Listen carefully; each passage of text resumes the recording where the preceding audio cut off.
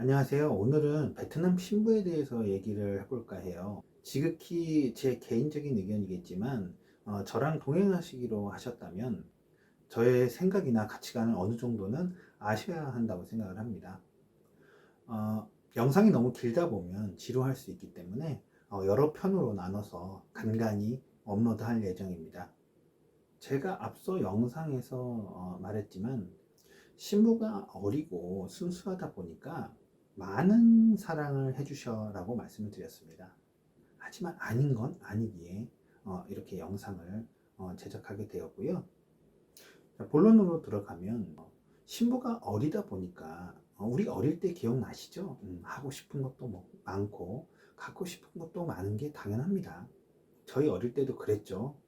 친구가 부르면 참기 쉽지 않았고 술 먹고 싶으면 먹었고 갖고 싶은 거 있으면 어떻게 알바를 해서라도 가졌죠. 음, 뭐 나이키 신발일 수도 있고 옷일 수도 있고 핸드폰일 수도 있을 거예요. 하지만 지금은 그때와 비교하면 자제심이라는 것도 많이 생겼고 어, 우리가 직접 벌다 보니까 그렇게 된 걸 거예요. 필요 없는 것과 필요한 것을 구분을 하게 되죠. 즉 사리분별이라고 표현할 수도 있을 것 같아요.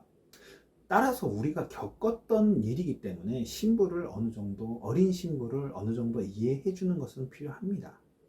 그리고 잘 가르치고 이해시킬 필요가 있다고 말씀을 드리는 겁니다.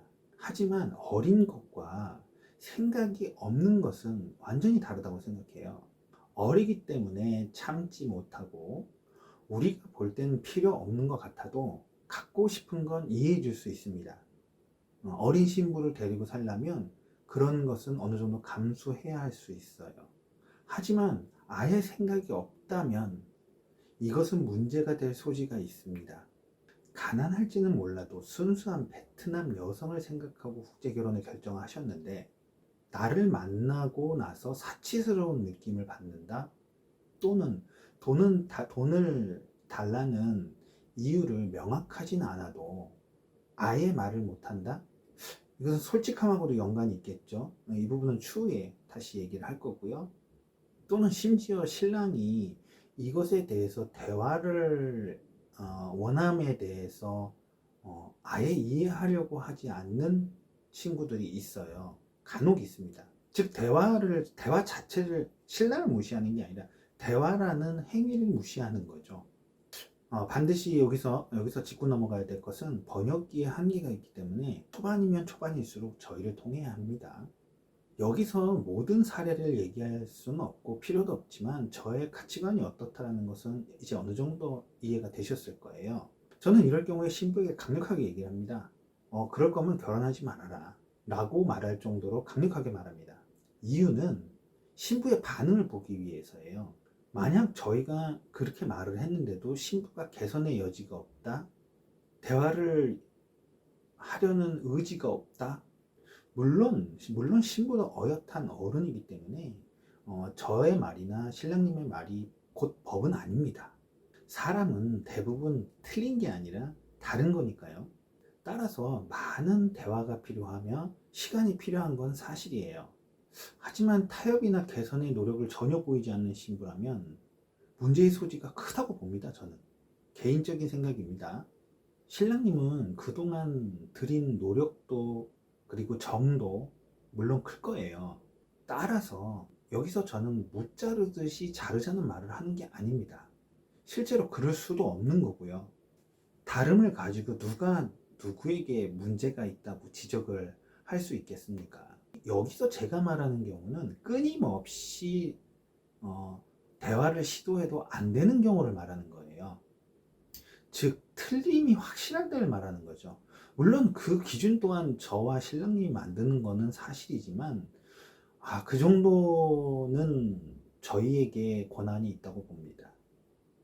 무턱대고 의심하는 것은 잘못됐지만 확인을 무턱대고 간과하는 행위 또한 결코 좋다고만은 할 수 없습니다. 저의 간절한 소망은 제대로 일을 하고 싶습니다. 결혼뿐 아니죠. 모든 일이 그래요. 올바르게 지켜도 사건이 발생하는 게 우리네 인생이죠. 10번을 두드려 봐도 미끄러질 수 있는 게 돌다리입니다.